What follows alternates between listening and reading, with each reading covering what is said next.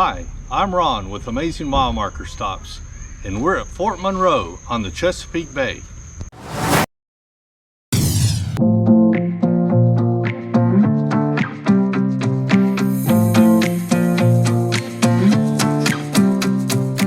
We're departing Portsmouth, Virginia, Tidewater Yacht Marina. This is mile marker 0, right out there in the ICW. Everything we do from now on will no longer be in the ICW. We're just going to be in the Chesapeake Bay and its estuaries, rivers, but no more ICW.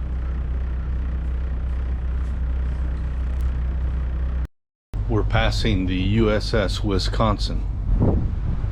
That is one big ship. It's now a museum in Norfolk. So in the future stop, when we stop and visit Norfolk, we'll definitely have to go visit that ship. Look how wide it is across the back. You could put a elixir sideways across their deck and we wouldn't even get in the way.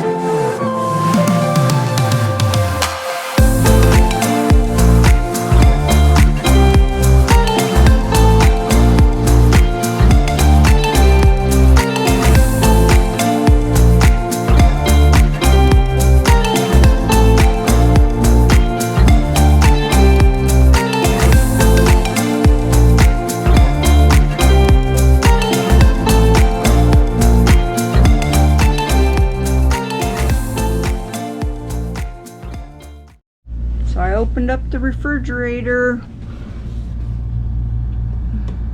Better catch it before it comes out. I guess a soda exploded in there. Yes, I knew it was. We were rocking and rolling out on the bay there. But I didn't know we were rocking and rolling enough to bust open a can of soda. Uh-oh, you're probably gonna need let me put some paper towels on the floor before you pull that. Okay, I'll just film you while you do all the work.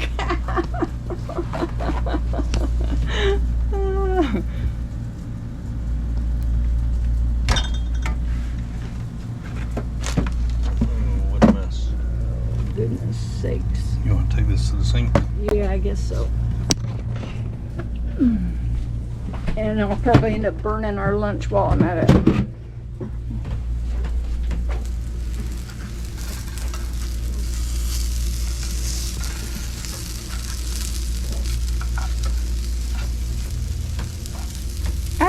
Burning the bread anyway. Guess that one's mine. Turn this thing down. Shall we get a wet cloth? Yeah, It'll be sticky. So it's on the next shelf up too. Is it? Yeah, it sure is. Yeah. All right, we'll have fun. Yeah. We arrived at Fort Monroe last night, which was Saturday. Today is Sunday. Today's the last day of the week that Fort Monroe is open. They're open Wednesday through Sunday. And we're going to go visit the fort, see what it had to offer, and it's raining. It's been raining all day. Actually started last night. It's predicted to keep raining all day. So not sure if we're going to get to see the fort or not. I'm trying to research it, but I can't figure out if it's just the museum part is closed except Wednesday through Sunday, or the whole fort is closed except Wednesday through Sunday. So tomorrow's supposed to be a great day weather-wise, but doesn't help us if the entire fort is closed. So we're getting ready to go into Fort Monroe and tour the fort. Fort Monroe, which has been around for about 400 years in one form or another, is the largest stone fort built in the United States by area. I mean, it's huge fort. They have an entire town inside the fort. So let's go check it out. This is pretty cool. It's an interactive map of Fort Monroe, and you just press on what you want to see. Marie's pressing on restaurants that are available.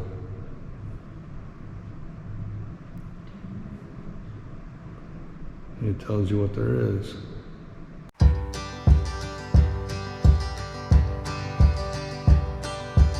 I've been trying to be my own guiding star, but it appears.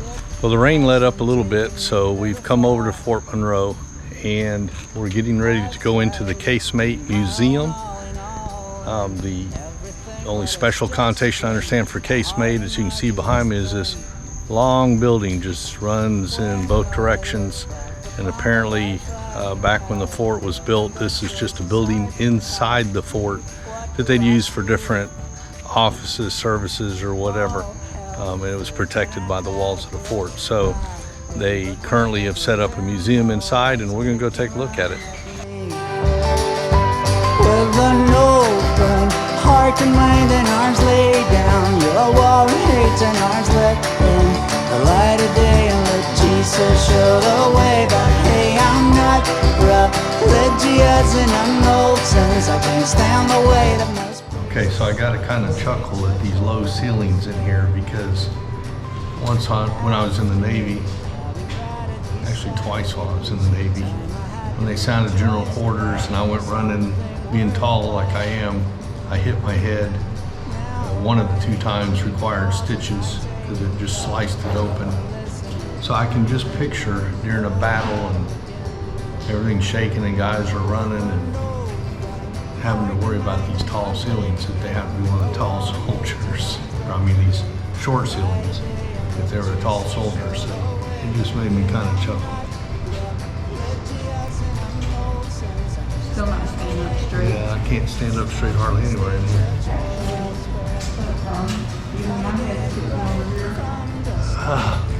Oh, that feels good. And heart, choose a way, don't go astray. So we're going up to the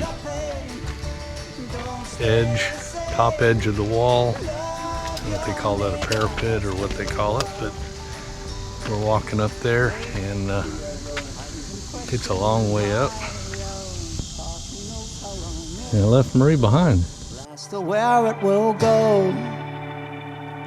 Now I take one step back and I was. Wow, just to give you an idea of how powerful this fort must have been back when it was fully armed. Take a look at all these gun placements along one wall. It's just constant. 1, 2, 3, 4, 5, 6, 7, 8, 9, 10, 11, 12, 13, 14, something like 15. I lose count. I can't see that far. And as soon as you go around the corner, there's more. Yeah, go around that corner, there's more. Just this whole thing's just lined with guns. You're not getting a ship through here unless they let you. Hey, but can I tell you something that I find interesting, other than the places for the guns, is all along up here and around that other side, they used this as a pet cemetery. So you can see people's names of their pets and the dates that the pets lived. Leave me to know with a broken heart. When we were down in the casement, Marie pointed out that every space down there, the quarters people lived in, the offices they worked in, everything had fireplaces. Because you can imagine during the winter it probably got pretty cold down in that basement-like area.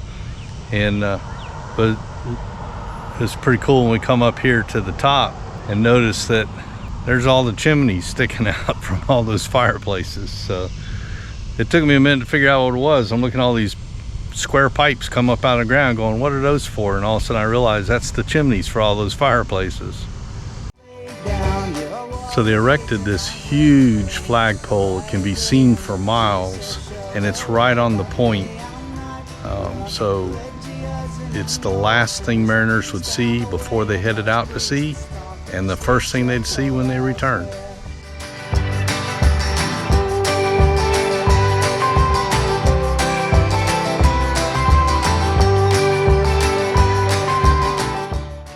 Okay, so we've just toured Fort Monroe, and we're still on the grounds. What I find interesting is all the old homes and stuff are still being lived in. You know, they've been kept up, and there's I mean, they've made a whole community here. They you know, they've got daycare, and I saw a thing for Boy Scouts and church, and All inside the fort. all inside the fort. Yeah, it's really interesting that, you know, they've kept it, but it's not just a useless piece, or, you know, even just for tourists. It's people actually live here. And here's the walls right across from them for their view. I think it's awesome. So the only way in to this fort, as it was originally built and still being used, is two of these entrances that are big enough for cars. There's at least 3 entrances to the fort, but one of them is only accessible by foot. Yeah, we couldn't even ride our bikes into it because the overhead was too low, and you would have hit your head on your bike, so you had to walk. But you see how narrow these are. They only can have 1 car pass through at a time because they're the original openings, the original gates to get into the fort. And that's rather than come in here and blast a bigger hole to let modern day traffic through, they've kept the original openings, and it's pretty cool. So to get through the tunnel, you have to wait for the light to turn green if it's red. And there's a corresponding light on the other side. Because the tunnels are so narrow, they don't want cars crashing into the middle of them. So the light's either going to be green on this side and red on the other, or green on the other and red on this side, and that lets you know which direction of traffic is permitted to go through the tunnel entrance at that particular time. What started out as a very dreary, wet, rainy, gloomy day has turned into a beautiful afternoon, and we've really been enjoying riding around the Fort Monroe area.